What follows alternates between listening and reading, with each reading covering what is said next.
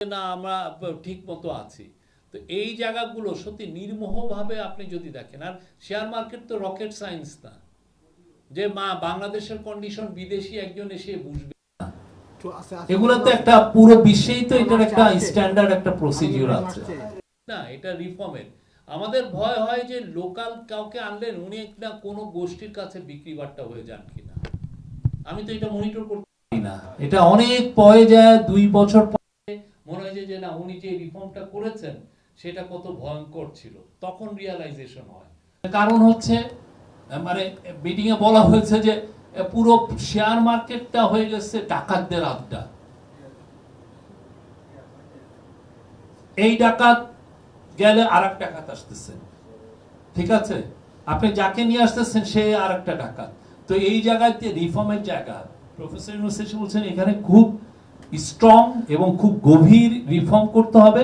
এই রিফর্মটা যে করবে তারা হচ্ছে এই গোষ্ঠী স্বার্থের অনেক দূরের লোক, তারা এসে করবে, তারা নির্মোহভাবে রিফর্ম করবে। পুরো বিশ্বেই শেয়ার মার্কেটের খুব গভীর রিফর্ম হয়, ভালো জায়গায় যায়, কিন্তু বাংলাদেশে দেখা যাচ্ছে যে যারা রিফর্ম করতে চান তারা আসলে আরেকটা ধান্দাবাজ গ্রুপ।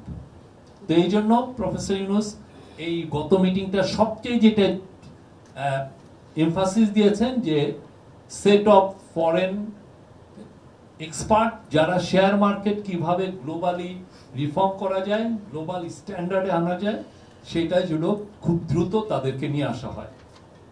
এটার জন্য একটা 3 মাসের টাইমলাইন দেওয়া হয়েছে যে 3 মাসের মধ্যেও তারা এসে শেয়ার মার্কেটের কি কি করণীয় সেটা তারা বলবেন এবং সেই অনুযায়ী খুব দ্রুত অ্যাকশন নেওয়া হবে।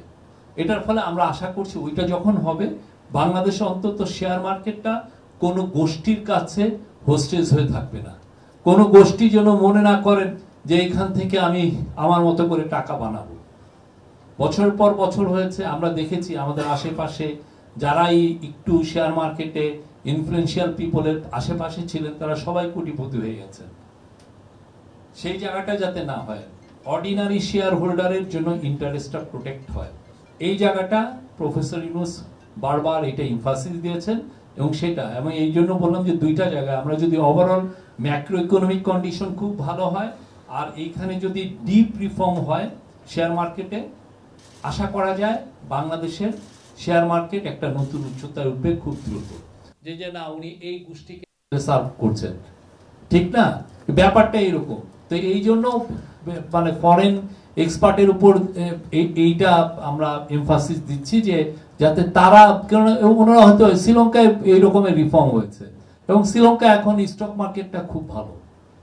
অন্যান্য ইন্ডিয়াতে এরকম হচ্ছে, ইন্ডিয়াতে যে এই ধরনের ছিল যে হর্ষাদ মেহতার কাহিনী তো পড়েছেন। তো এই ধরনের জিনিস তো অনেক দেশেই ছিল। তো ওরা তো যদি ক্লিন আপ করতে পারে, আমরা কেন ক্লিন আপ করতে পারবো না?